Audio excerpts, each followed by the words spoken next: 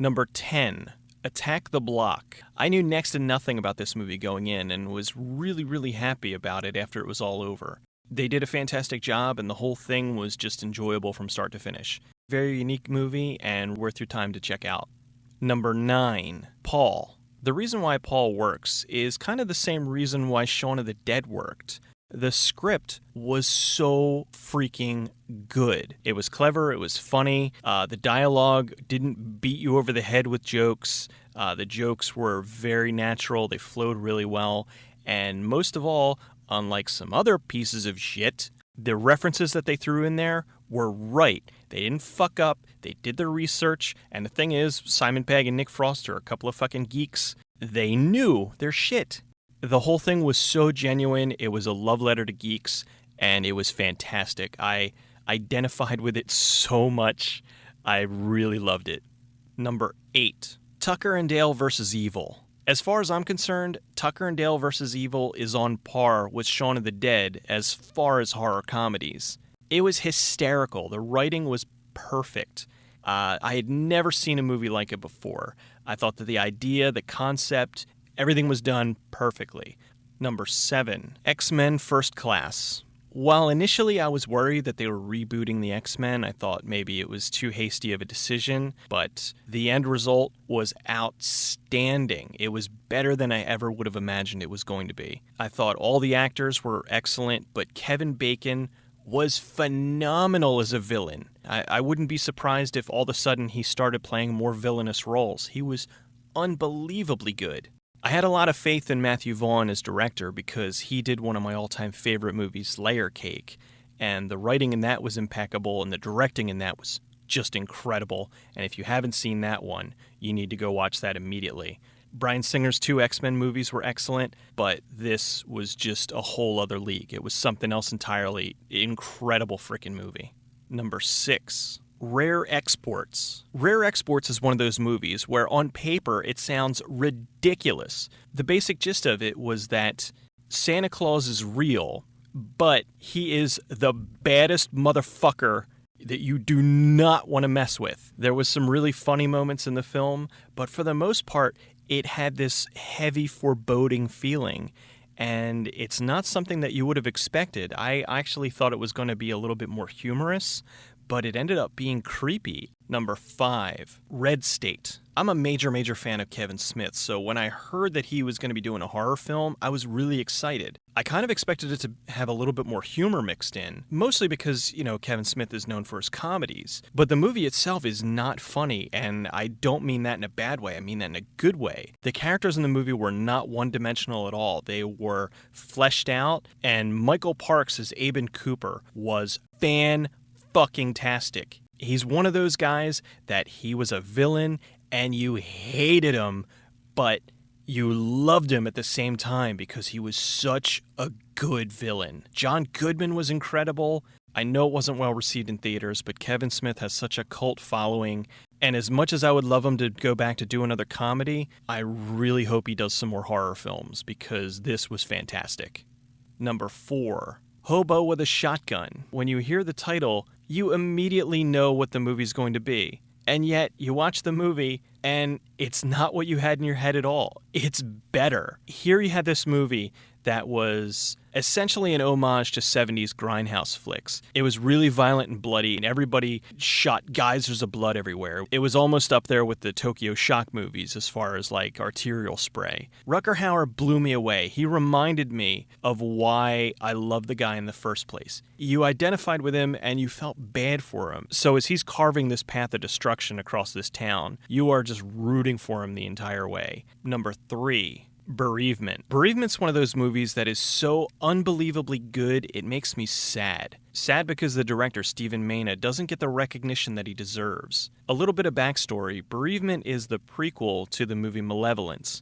Now, you don't need to see Malevolence in order to understand Bereavement. The 2 movies stand on their own. The movie was never dull. It was incredibly interesting. The characters were good, and when bad things started happening, you actually felt something for them.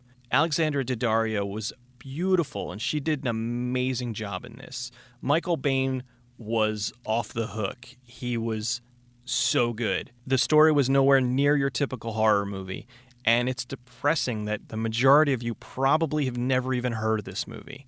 If you like horror movies even a little bit, do yourself a favor and watch it. Number 2, Hannah. When I first heard about Hannah, I thought it was going to be kind of a Kill Bill movie, only with like a little kid. But no, it was its own film entirely. Joe Wright, who directed it, did an incredible job. I know a lot of people were like, how could this little kid kill all these people? And I don't know, within the context of the movie, it didn't seem that far removed from reality. It was smart. Saoirse Ronan was incredible. I thought she did a great job. Eric Bana was the shit. He was so good. Cate Blanchett played an excellent villain. I didn't know she had it in her. Everything across the board. Awesome. And my personal favorite movie for 2011, Drive. How Drive didn't get nominated for Best Picture is beyond me. There was not a single thing in the movie that I didn't like. Everything was amazing. Ryan Gosling, I mean, holy shit. He played everything so calm and so stone-faced. And then when shit went down and he turned it on, he was badass. Ron Perlman was good as always, and Albert Brooks completely caught me off guard. Guy's not a villain, and yet in this, he was a villain, and he was freaking awesome. I mean, he was a villain, with the voice from Finding Nemo, but he was a motherfucker. The writing was impeccable, and the soundtrack was amazing. It fit the movie so well. It had a Vice City vibe to it. This was just an incredible movie. It should have been at the very least nominated for Best Picture. If you haven't seen it, out of all the movies I'm recommending, you need to watch this movie. This isn't one of those movies where, it's good if you like horror or it's good if you like this. This is just a good movie. I don't care what you like. Watch this fucking movie.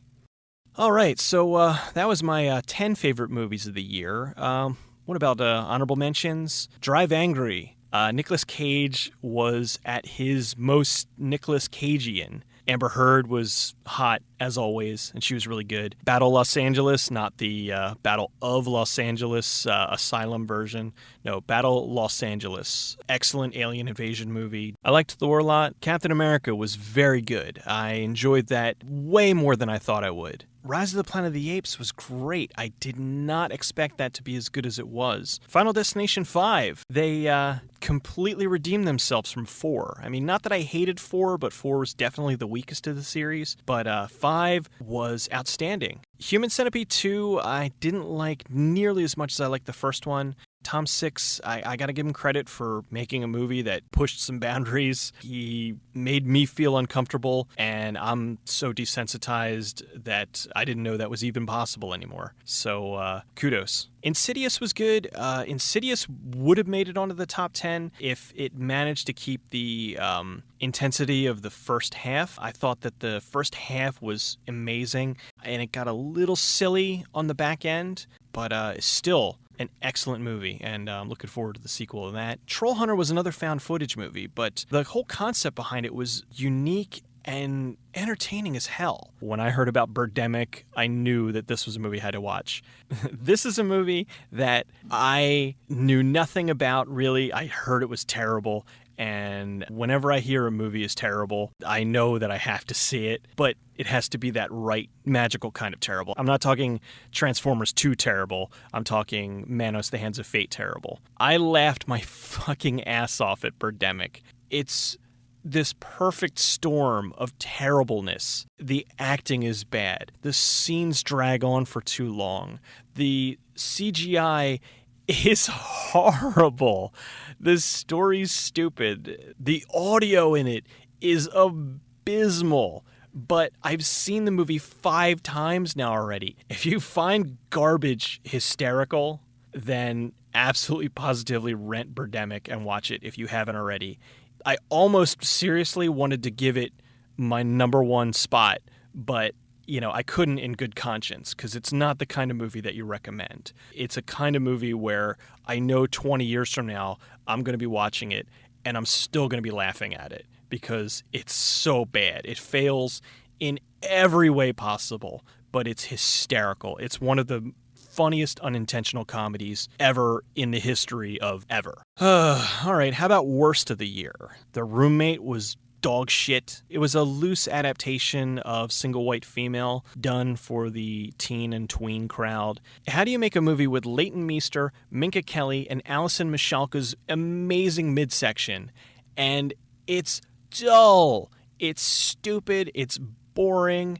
Nothing happens. It's just an unlikable piece of shit. Beastly was really bad because you never really felt like this guy was learning anything. Here he is, this good-looking douchebag, and one of the Olsen twins puts a curse on him, and now he's got badass scars and tattoos, and he looks like a cool motherfucker. And yet, oh, he's so ugly. He's still got washboard abs.